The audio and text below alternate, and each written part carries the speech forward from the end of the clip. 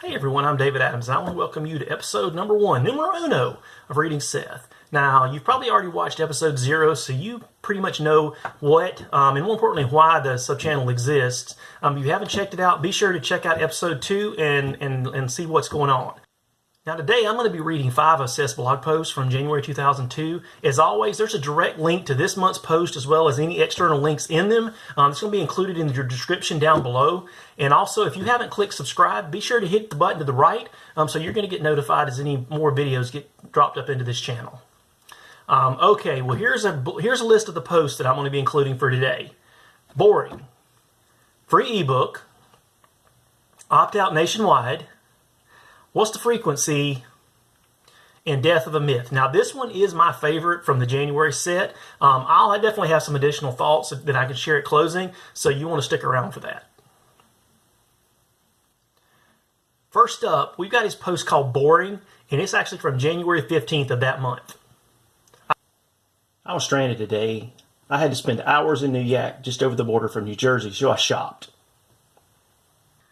Now just so you know, I read New York as Seth spelled it in his blog. It was a phonetic spelling, N-Y-A-C-K, New York. And it was actually funny when I first saw it.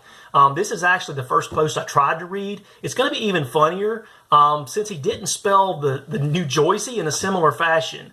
I also think it's going to be pretty funny for you guys. You're listening for somebody from Georgia with a southern drawl trying to mimic how Seth from California might sound trying to mimic a northeastern Boston type accents. Okay, well back to the post. Actually, I tried to shop, but I failed. I spent 2 hours at the mall and it was boring. Having done most of my shopping online lately, I'd nearly forgotten how boring it is. Every merchant alive needs to read Paco Underhill's book, Why We Buy. The only store I saw that didn't bore me was the new Apple store. If you haven't been, it's worth a visit. Sure, it'll be boring soon too. That's because our tastes evolve faster than retailers allow their stores to. Now here's a historical note. In January 2002, Apple released the flat panel iMac. The iPod had only been released about 3 months earlier in October. For those of you that are Apple fans, this would have been a really exciting time to visit an Apple store. It's going to be interesting as we progress through Seth's blogs to see how his thoughts and perspectives about Apple may have evolved. Just keep in mind that at this time, the first iPhone is still about 5 years away. Next on January 17th, let's check out free ebook. Buy a copy of the new paperback edition of the Big Red Fez and I'll give you a free copy of the worldwide best-selling ebook Really Bad PowerPoint by email. All you have to do is buy the paperback of Fez from Amazon or a local bookseller and send me the email at this special address and subject line. I'll send you the ebook by return email within a week. No proof is necessary, I trust you. By the way, the ebook for the Big Red Fez no longer exists. My publisher Simon & Schuster made a significant donation to charity. All proceeds of this product have always gone to the JDRF for the paperback rights, and they asked me to remove the ebook. Since my goals for this book are to spread the word and help the JDRF, it made sense to me. So if you've got an electronic version, it's now officially a collector's item. Seth's Amazon link is included in the description below, as well as a download link for Really Bad PowerPoint. I included this post for really only one reason. It's the reference to that Really Bad PowerPoint. Be prepared to be challenged by it when you read it and download it. It was a really enlightening read for me, as I've been one who's created a lot of what I now know is pretty deathly boring slide decks in my past. If any of you in the audience have ever had to sit through some of those presentations, listen, I'm sorry. However, I don't really feel so bad because I'm sure yours suck too. Well, listen, Opt-out Nationwide is one of 2 cuts that I'm going to be reading from January 23rd. Congress is getting closer to mandating a nationwide opt-out list that would make it a crime for a telemarketer to call you at home during dinner if you've taken the time to register your phone number. Readers of permission marketing know that I'd much prefer an opt-in list and that I believe an opt-in list is ultimately more profitable. But this is a fine start. How could anyone be against such a common sense, highly efficient idea? Well, the DMA is opposed. Go figure. The Direct Marketing Association. This is another case where Seth is actually ahead of his time as it relates to thought leadership on topics like marketing and business. He already had that book, Permission Marketing, when this discussion of the national opt-out debate was really underway. Now, as an aside, don't we all wish that marketers would have and now get the fact that all this is just spam marketing? Well, anyway, our second post from January 23rd is entitled, What's the Frequency? If you're hearing a buzzing in your ear, it may be all the Wi-Fi radiation out there. A simple in-office networking technology has morphed into a low-cost wireless ISP technology that's spreading pretty fast. WiFiMetro.com shows you one example, though I'm told there are other options in the New York area that are a little more streamlined for sending mail. The basic idea is to use 802.11b, aka Wi-Fi, to do something it wasn't intended to do. Basically, it's like putting cordless phones outside your house.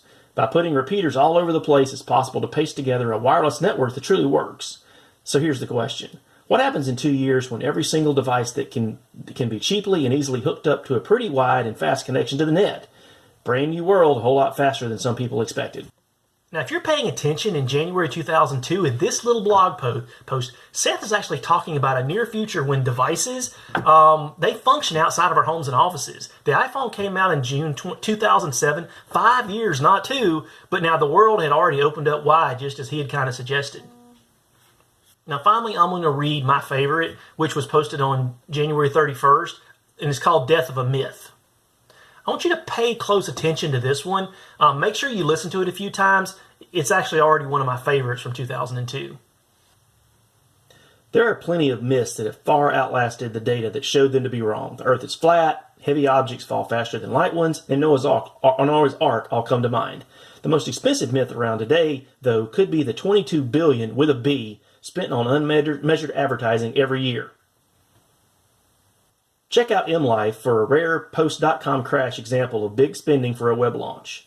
Here in New York, you'll see them on taxi tops, posters, big ads, the whole 9 yards. Visit the site and they won't even say what they do until they launch next week. Go figure. Quick aside, MLife is a casino-related rewards program that's associated with MGM brand. We've all seen these media blitz pre-launch advertising things that Seth's describing. I mean, it's easy to imagine the scene he's describing here, even when, we actually have the benefit of a historical hindsight perspective. Randall Rothenberg is almost always right, and he's correct again at the start of this column. Entire media companies are about to bite the dust because advertisers are just now, 50 years later, realizing that almost all ad money is wasted. But now, you can tell which part really works. Myths make people emotional, of course, but there are bound to be plenty of angst before this argument is settled. I mean, I just bought a whole lot of ads for my new book, but I did it with my eyes opened and my accountant's eyes clearly focused on the results that we generated. I don't think direct advertising is in any danger of going away. Like it or not, spam appears to be here for a while too, but I just don't get the whole Super Bowl commercial thing. Interesting, we're now 16 years after Seth originally wrote this, and Super Bowl 52 was just actually a couple of weeks ago. And whether they're effective or not, there are still millions of dollars that are spent on 30-second ad blocks for the Super Bowl. I mean, it kind of makes you wonder if it's the same people doing it again and again every year, if there's always a new breed of brands of people or companies that are convinced they're going to make their audiences explode with a Super Bowl ad. For every beer ad about a puppy wanting to join the Clydesdales, yes, we all remember that one, there's 15 to 20 other brands that paid millions of dollars for an ad that nobody cared about and nobody even remembers.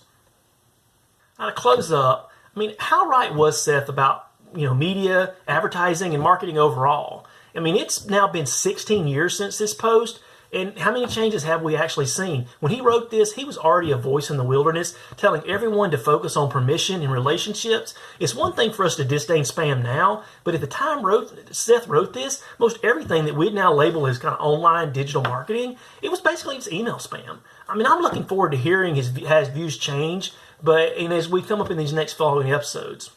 Now, this is a wrap for episode 1. Let me say thanks for checking out the channel. Don't forget to check out the links that are included in the description below, and definitely stick around and hit the subscribe button to your right. If anything really caught your attention or you like something that you heard, include it in the notes and comments below. If you have any questions, definitely include those. I'll try to answer as many of them as possible. Again, listen, I want to thank you for jumping on. Don't miss episode 2, which is going to be coming up real shortly, and we're going to be moving along to February 2002, which is coming up next. Listen, I'm David, and I'll see you next time.